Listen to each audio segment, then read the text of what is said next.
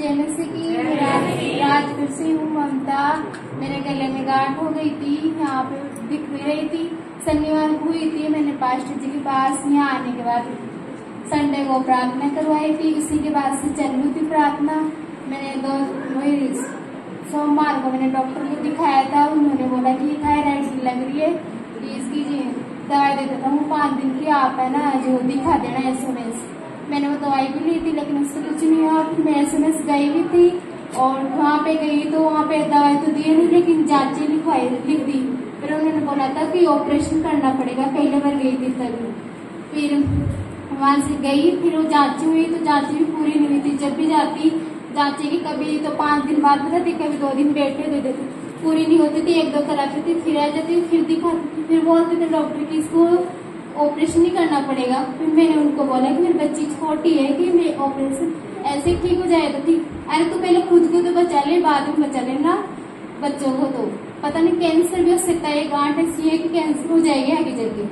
फिर मैं आ गई थी। फिर उन्होंने ऐसे बोला एक जांच थी, एक तो सोनोग्राफी थी और एक वो गांठ के अंदर जो सुई से करवाते हैं ना वो करवा। फिर उनकी डेट दी थी शनिवार को। मैं उसके बाद फिर गई थी जांच के लिए। लेकिन जहाँ पे मैं गई ना तब मतलब मैं पहली बार तो कहीं जाती भी नहीं अकेली, लेकिन परमेश्वर ने मुझे ऐसा बनाया मैं अकेले जाने लगे। ऐसे में से मैं अकेले गई थी बच्चों को लेके। जैसे एक बड़ी गुड़िया थी उनको साथ लेके गई थी। फिर उसके बाद में जो गांठ की जांच होती है वहाँ गई थी। मुझे इतना डर लग रहा था, मैं पूरी दूर गई थी और मेरे साथ वो मेरे पति भी नहीं थे तब, वो गुड़िया ही थी।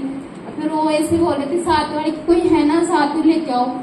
मैं जैसे नंबर आता वैसे मैं तो डर रही थी, मैं पूरी दूर रही थी। मेरे को तो किसी को तो दिखा नहीं, लेकिन मैंने भैया को फोन किया, भैया मुझे तो डर लग रहा है कि वहाँ पे जांच कर रहे हैं और साथ वाले को बुला रहे हैं, मैं क्या करूँ, तो प्रार्थना कर।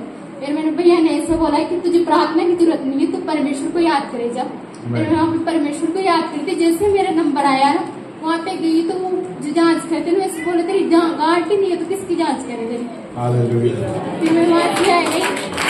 उसके बाद ना मैं आज मतलब शनिवार के सोमवार को डॉक्टर के पास गई, उनको दिखाई तो उन्होंने बोला कि फिर ऐसे अच्छी तरह चेक किया तो ऐसे बोला था गांठ ही नहीं है, कहाँ है मतलब गांठ थी ना वो। मैं जब भी जाती थी मुझे डर लगता था।